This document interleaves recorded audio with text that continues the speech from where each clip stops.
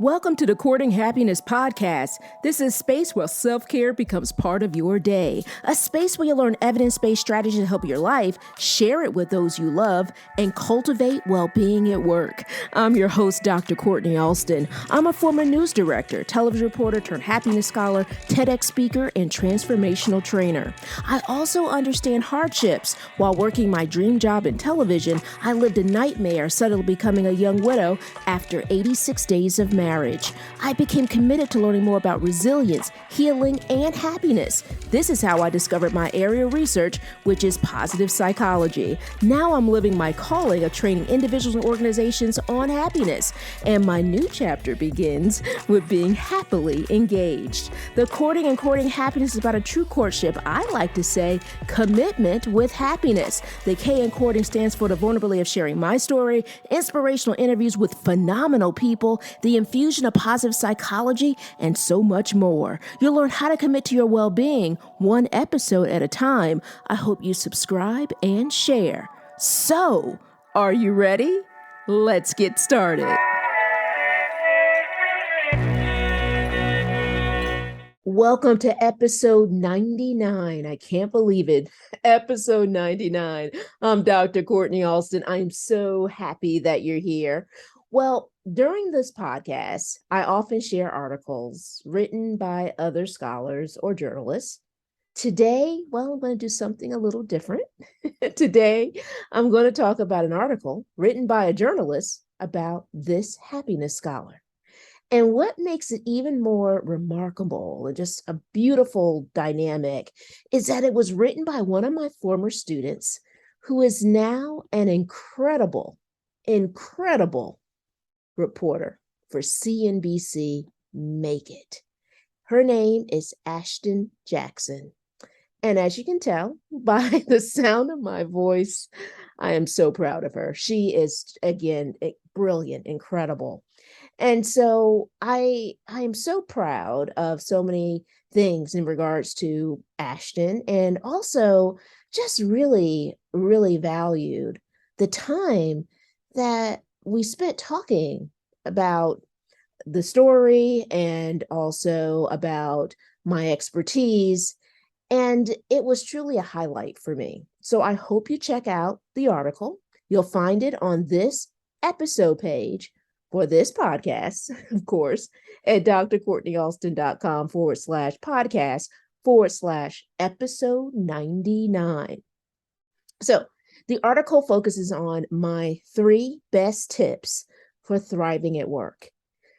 Number 1, I've talked about this often during the podcast, and it is one of my favorite things. And I think there's so much value to it. And it is having a self-care squad. Having a self-care squad. Again, I've talked about it numerous times, but I really love it because it can help really hold you accountable. It's having an accountability partner that is really focusing on your well-being, and friends that are just extraordinary. I talk about this in episode 77. Matter of fact, 2 members of my self-care squad came to the podcast to share how it has served as, one of my friends shared, a lifeline. A lifeline. What I love so much about the self-care squad that I have is that we are high on empathy. So we have lots of levels of empathy, and there's no judgment. And we don't try to fix each other. We're about empowering one another. And I love this part. We always ask the question, what can I do to support you? Opposed to, this is what you should do, right? So we really empower, we value empathy. And one other thing that I really value is we may not even talk every day. Like sometimes or more often than others, and sometimes we do, but sometimes life happens. And so we have we call it our 24-hour text support. What's great about tech support is that you can text our group 24 hours a day. There is no judgment. So if someone texts at 3 a.m., 4 a.m., that's okay. Now, you know, a member of the self-care squad may not be up, and that's fine. Usually it's, if it's during that time, maybe a person may want to vent, just just get it out, just share it. And so I love the fact that we're always there for each other, that we really leverage technology. So we used a phone, but we really use like video more, like virtual meetings. Our favorite seems to be Google Hangout. On top of everything, for some reason, we love leveraging Google Hangout, and we also really continue to cheer each other on and like other posts, and also as it relates to just sharing in general. I mean, I could really go on and on, but I love how we leverage our quote tech support. And then we also love leveraging our Google Hangout. But sometimes we'll just do things the old-fashioned way, so to speak, and we'll pick up the phone and call each other individually or call each other in terms of our collective. But normally we do everything as a collective, as majority as a collective. But I love the dynamic of our self-care squad. And I have multiple self-care squads. So that was just one of my self-care squads. And that's what's the incredible Rachel Mann and Jeanette Jordan. Definitely check out episode 77 to learn more about their experiences and really our experiences together in terms of our self-care squad. And then I have other self-care squad that also with other friends too. And what I love about my self-care squad, they also have other self-care squads too. So it doesn't have to be reserved for one collective as it relates to your friends, or it can be whatever works for you and whatever you feel that's really going to serve you. So I love the power, the real power of a self-care squad. And I hope you also see the value and the power of it as well. And I would love to hear your stories as it relates to that in regards to how your self-care squad has served you. So here's number two. Number two, she says that I say, remember the 4 Ps. Remember the 4 Ps. And I'm actually going to add a P. So maybe we're kind of say, remember the 5 Ps in this. And so the 4 Ps in the article talks about the different ways that I really value process, right? And so the first is pause. Give yourself that time in terms of just being present and just really focus in and trying to center yourself. And sometimes just slowing down. So pause, take time to think about, what you hope to achieve, right? And really just take time. I love pausing because sometimes you just need to just silence yourself in terms of just, silencing the noise and just centering yourself, right? And sometimes that might just very well be silencing yourself in terms of certain thoughts that are going through your mind, but pausing. There's such a power to pausing. So pause is one of our 4 Ps in the article, and I'm going to give you that fifth dynamic and always to think about as well. But plan. So plan, write out what you're going to do in terms of how you're going to serve yourself. And so I often talk about the value of having a well-being strategy. And so that will also help you in terms of developing your plan, having a well-being strategy. I often share with individuals, when you go to the gym, you have a plan, right? It may not be maybe a big formal plan, but it's kind of also an informal plan of, I'm going to go to the gym and I'm going to go and focus on cardio, right? And, you might say, I'm going to focus on arms. I'm going to focus on, legs today. Whatever that looks like, you come in with some idea. And what this plan is all about is giving you an idea as it relates to how you're going to commit, structure, and focus on your well-being. And also what that looks like. What of those positive interventions that work for you, that will serve you and that serve your well-being? Process. So recognize what's working and also what's not working, and make adjustments to plan as needed. So process gives you an opportunity to really assess everything in terms of, your plan in itself. It's almost, it's almost like really having your own experiment, right? I often tell individuals, think of it as having your own laboratory and you're trying to, come up with ideas or ways of trying to answer, a dynamic. So in this case, the answers may be, oh, well, that worked well. Or, oh, maybe I need to work on that some more. Or, or thinking, okay, I need to really focus in on that. So it's assessing all the different positive interventions, things that you started to incorporate, and realizing, well, okay, that really served me well. And that, oh, maybe that didn't serve me well, right? So making the adjustments to your plan as needed. And this is the fourth P, pace. Pace yourself.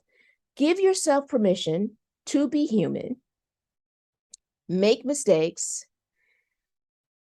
and also acknowledge that it's not going to happen overnight, but it's about pacing yourself, taking it step by step.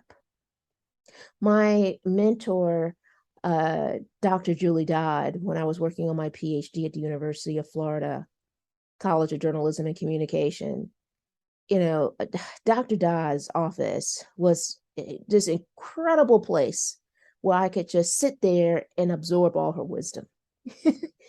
And one of the things that she would share, and I'll reference, like the office was themed with this incredible philosophy. She would just remind me, take it bird by bird, bird by bird. So she had birds all over her office.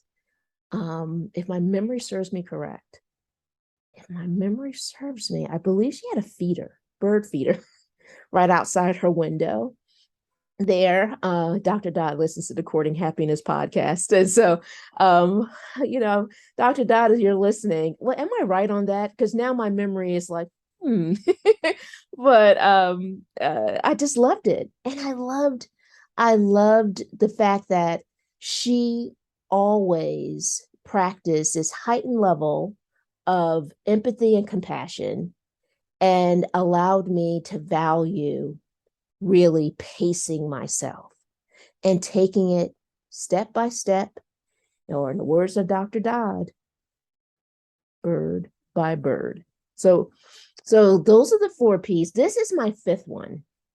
This is my fifth, positive psychology. That's the 5th P, positive psychology.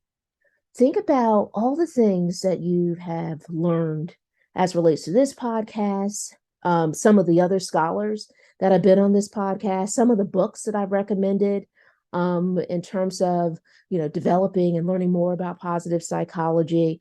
Some of the resources, I talk about the Greater Good Science Center. I also share lots of articles from Psychology Today, Mindful, Live Happy, all of these different resources in terms of understanding the beauty of positive psychology and how we can really, it's about studying and learning about optimal human flourishing, right? So when you're processing and beginning to reevaluate or creating that plan, think about how positive psychology can help. How can positive psychology help you? So that's my fifth P, just for you all, for the Courting Happiness podcast. I really value the four P's plus one, because it really allows us to just pause, give us that time in terms of really valuing making a plan, really understanding the promise of the process, right? And then also taking time to pace yourself along the way. So here's number 3, because remember, the article talks about my top 3 tips in terms of thriving at work. And it's all about being mindful. So practice mindfulness. Being mindful in our lives is really just as important as being mindful at work. I love meditation. I think it's a great practice in terms of mindfulness. And what I love about meditation is that it slows me down. It helps me in terms of my breathing. It helps me really remain centered. And it really helps me in terms of just be. I'm just there, opposed to being all over the place or thinking about a million things. I'm just wherever I am, and I'm pausing. Another element that really helps me remain present is gratitude. And that's another thing that for anyone who's new to the podcast, I talk about gratitude quite a bit. And you can check out past episodes to learn more about all the different benefits in terms of gratitude and some of the practices that I love to cultivate in my daily life. But, I want you to think about this. What helps you remain centered and present and allows you to feel mindful? I mentioned 2 things that help me: meditation and gratitude. What helps you? Could be meditation, right? Could be gratitude. Could be both, like me. But I want you to think about what helps you. And you don't have to have an answer right now, but I want you to take time to think about it. Remember 2 of those 4 P's: process and pace yourself. Process and pace yourself. Well, I hope you take a look at that article. Ashton has done just an amazing job in terms of writing the piece, and it has so much great value. You can find it again on drcourtneyalston.com/podcast/episode 99. Can you believe it? Episode 99.